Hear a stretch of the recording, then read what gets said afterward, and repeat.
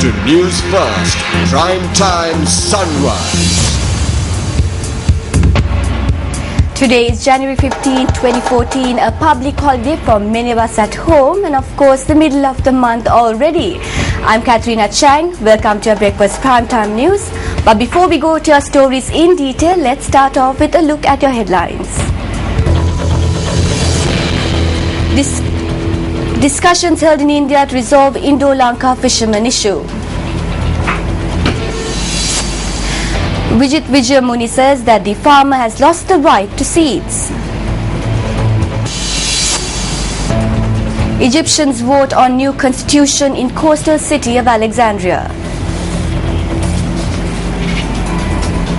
Now today is Duruttu full moon Poya day. It was on a day like this that Lord Buddha made his first visit to Sri Lanka. That is 9 months after attaining enlightenment, Lord Buddha visited Sri Lanka on a Duruttu Poya day. Newganasaya, which is also known as the Mahayangana Dagaba, was built at the site of the Mahanagana Grove in Minipe, where the Buddha subjugated the Yakas. This was the first Dagaba to be built on this island. God Sumana Saman, who built this Dagaba, enshrined in it the Keshadhatu or hair relic, which he received from Buddha.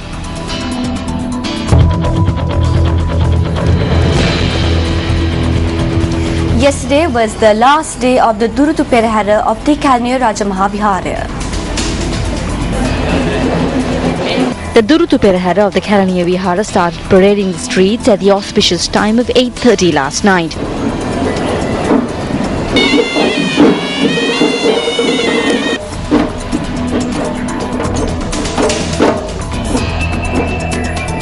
It was Nadan Raja who had the honours of carrying the casket of the Perahara, which consisted of over 50 elephants.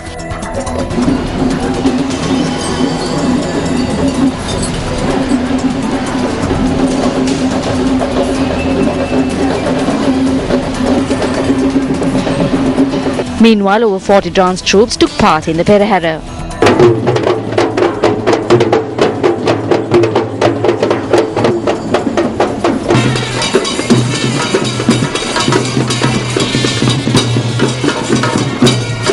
It was for the 87th time that the Duruttu Perahara paraded the streets this time, which is held to commemorate Lord Buddha's first visit to Sri Lanka.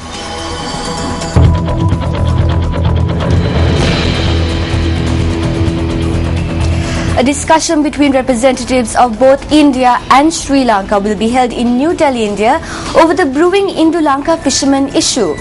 Secretary of the Ministry of External Affairs, Karuna Tilaka Amunagama, said that representatives of both countries will be attending the discussions. Newsfirst made inquiries from the Media Secretary of the Ministry of Fisheries, Narendra Rajapaksa, who is also joining the delegation in India to hold discussions. He noted that discussions with Indian Foreign Minister Salman Khurshid will be held this morning.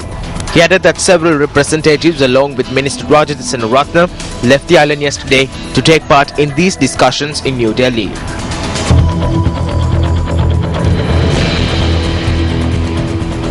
Investigations are underway into the incident where an albino turtle was discovered at the Koskoda Turtle Sanctuary's owner's daughter's residence.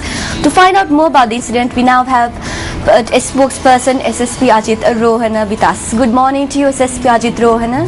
Good morning. So we would like to know what is the latest situation in the investigations? Yes, this particular complaint had been received to Koskoda police on the 16th of December. The complainant stated that a theft of albino turtle of 9.5 kilograms. Then thereafter, Koskoda police initiated investigation, and investigations were taken charge by a special team of Matara Crime Detective Bureau. So the team yesterday discovered albino turtle of 5.5 kilograms. Then thereafter we inform Amal Perra, the singer, to identify the turtle, and he came to the scene and he has identified that this particular albino turtle is the one that he was planning to buy at the cost of 35 million. So therefore there are two issues in this connection. Number one, whether this particular complainant, whether he has made a false complaint, and the other question is in terms of the provisions of the Fauna and Flora Protection Act. No one is permitted to keep this type of animals at their home, especially a turtle is a protected animal. We are conducting investigation, and today also we are going to record the further statement in this connection. So if the owner of the hatchery has made a false complaint, he will be charged under the criminal law. For your for the views, thank you very much. That was joining us live SSP Ajit Rohana.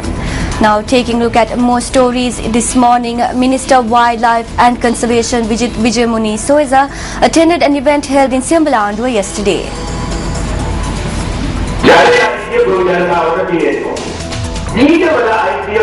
According to my view, the farmers should have access to water as well as the right to paddy seeds.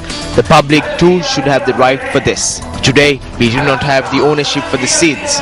We have to pay thousands of rupees to purchase seeds. This has been a factor that this government as well as the previous governments have failed to look into.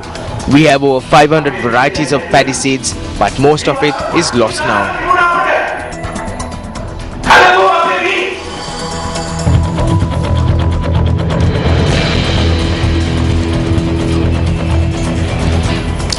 The final rites of late Professor A.V. Suravira is scheduled to take place on Thursday at the Boralla Cemetery. A.V. Suravira, who was the Chancellor at the Rajarat University, was 83 years old at the time of his demise. The late Chancellor passed away yesterday at his residence down Yampath Lane in Godigamu, Maharagama. Professor A.V. Suravira was a renowned novelist who has contributed immensely to Sinhala literature with Sinhala short stories. He also served as a Minister of Religious and Cultural Affairs during his political career. Pædiyata Boradiya, Heyyam Maruwa, Bavatimara, Attabindai Payaburulen, Goduruloba, Anduraduralana Ras, Miniskama are some of the works by Professor Suravira. He was also awarded the Kalakirti Award for his service to the field of literature. According to the Department of Meteorology, showers or thunder showers will occur at times in the northern, north central, eastern and Uva provinces and in the Hambantota district. Thunder showers may develop at several places in the Sabaragamu and central provinces during the afternoon or evening and will spread to the western and southwestern coastal areas later in the day. But before we wrap up the news, here's a look at today's weather forecast.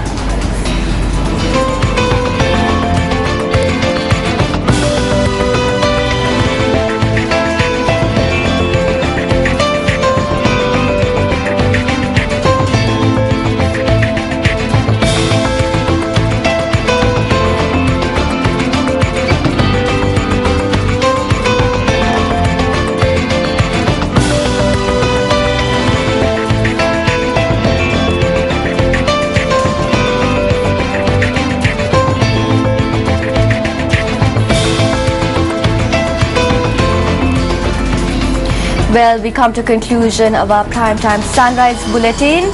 It was a wonderful having you with us. For the Newsfirst team, I am Katrina Chang. Have a pleasant day ahead. Hotline 0114 896 896. www.newsfirst.lk. Feedback at newsfirst.lk.